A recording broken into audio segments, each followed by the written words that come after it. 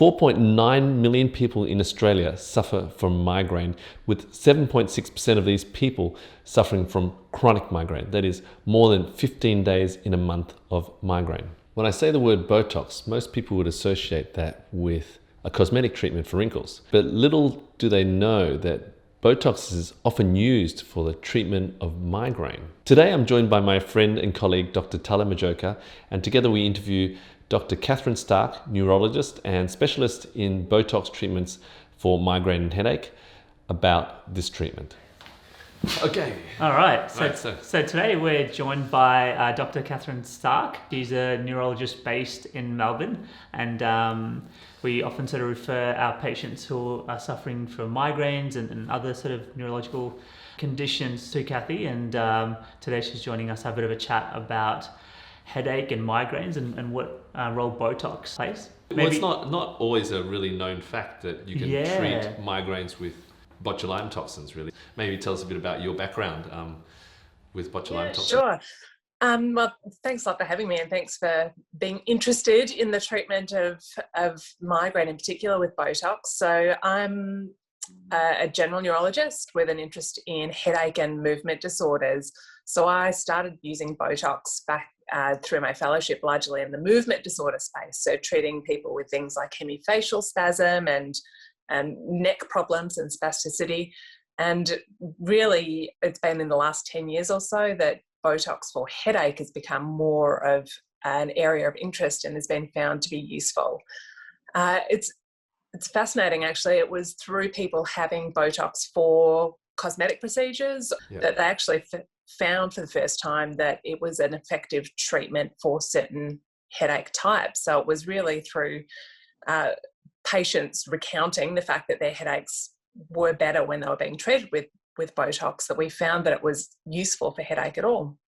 Interesting, and I think that's something that that we've certainly noticed in our practice, that someone will come in seeking treatment with Botox for cosmetic reasons, and sort of serendipitously they will come back and, by the way, it looks good, but my migraines are gone.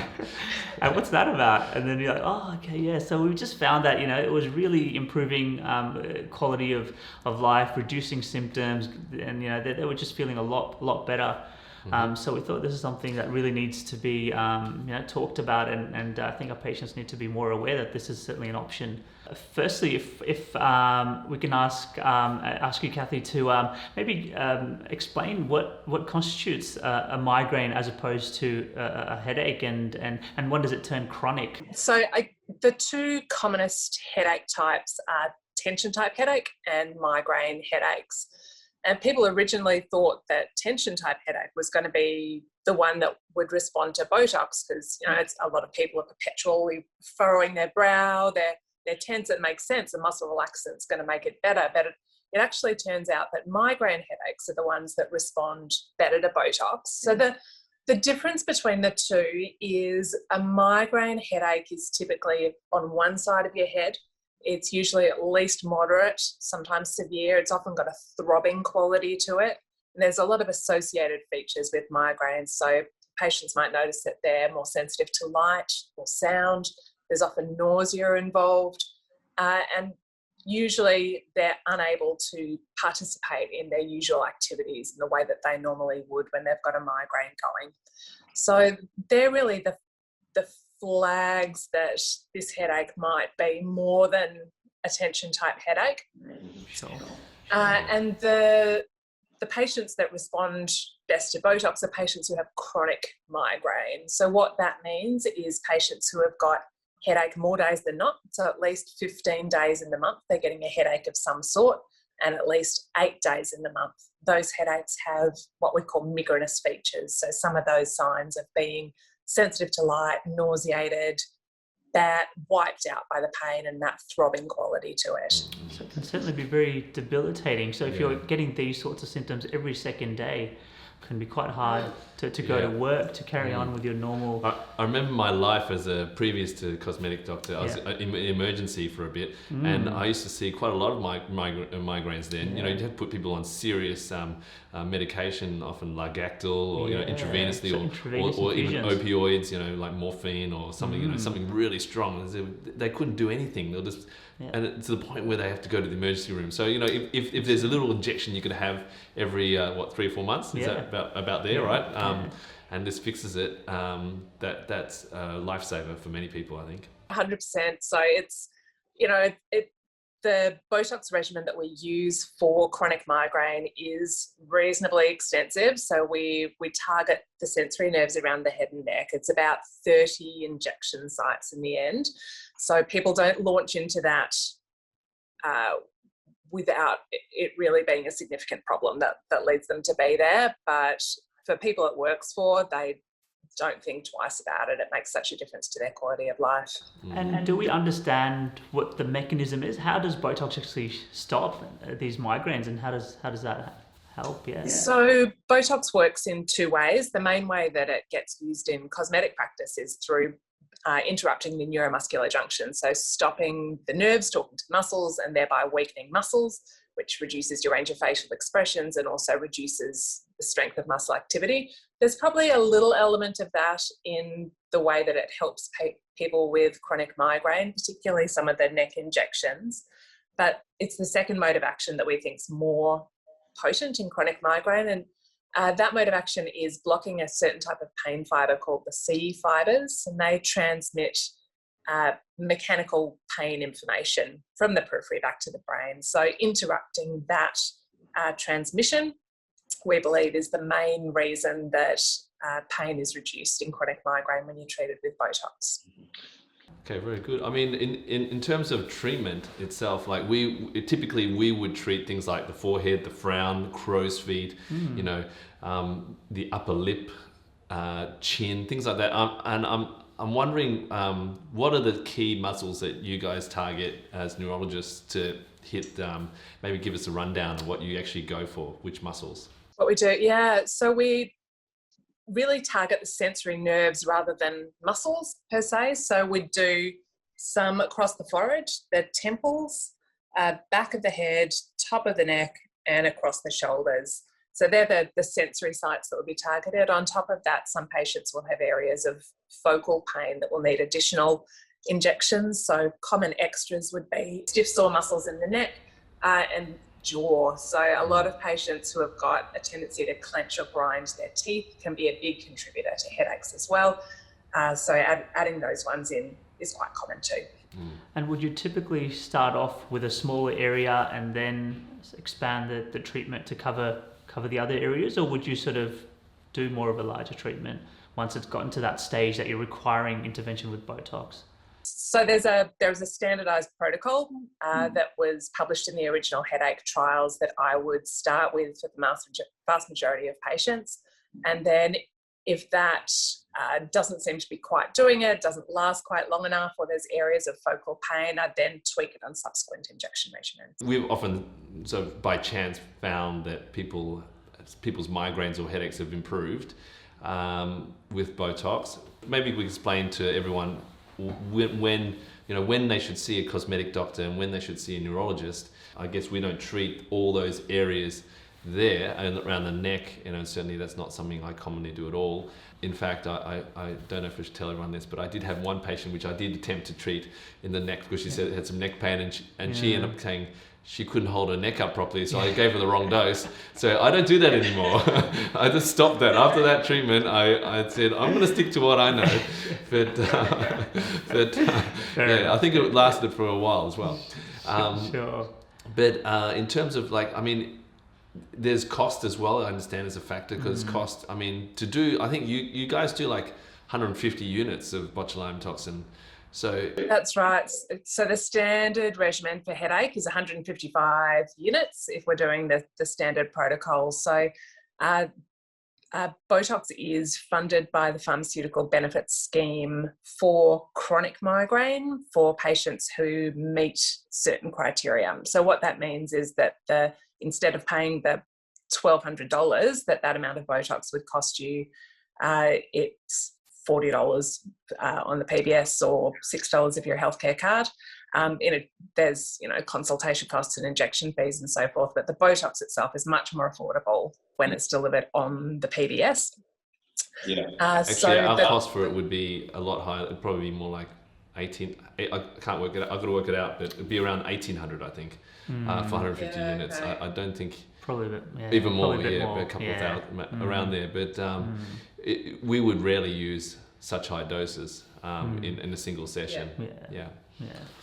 And then I guess with such high doses, there's potential complications that we may encounter. So what are some of the things, I guess, that you do see, or what are some of the risks that we take on when we're treating with Botox?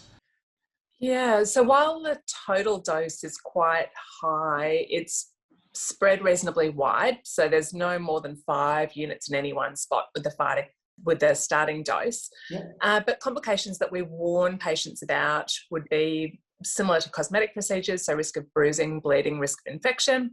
But the risk of causing muscle weakness, probably the forehead would be the place where we'd see complications. So a bit of asymmetry of the eyebrows, a little bit of droop in the eyelid on occasion, and the neck is the other big one. So it's not terribly uncommon to end up with some neck weakness. So you've just got to be really careful in that area. And it is a real nuisance if it happens. There's no reversal agents. You just got to wait it out. It'll go away after the 3 months, but... You become like one of those dolls on the dashboard. Those dolls on the dashboard which just bobble around. Yeah. But I'll ask you a funny question. Do patients ever say to you, because it's on the PBS, they say, while you're there, Kathy, can you actually do my crow's feet? And I've got a few wrinkles here. Do you mind if I do that? Do you ever do that for people? I've definitely had people ask that, and it's much the same as you doing the neck, right? I'm like, I could do it, but it's not my area of expertise. So. but they'll probably say, but no one will know any better. It's just between you and me. Can you come on? You can do it. I just got to get rid of these wrinkles. So I reasonably often I do include that, just because with high doses into frontalis, people can end up with their eyebrows sitting low. So yes. I'll quite often inject the corners of the eyes just so you don't end up with a complication. Yeah. But the lower face I generally steer clear of. I do know a neurologist, not yourself, who comes to see. I mean, my patient sees the neurologist and they treat her for blepharospasm around one eye, but they won't treat the other eye. So she's got this perfectly wrinkleless eye, and she comes to see me for the other side just to smooth it out, because otherwise it's really different. Like one eyebrow shoots up. And I'm really pleased to hear that your understanding of people's cosmetic needs and the impact of the migrainous Botox on their appearance and how you can counteract that. So that's very compassionate. I'm glad you don't want to cause a problem.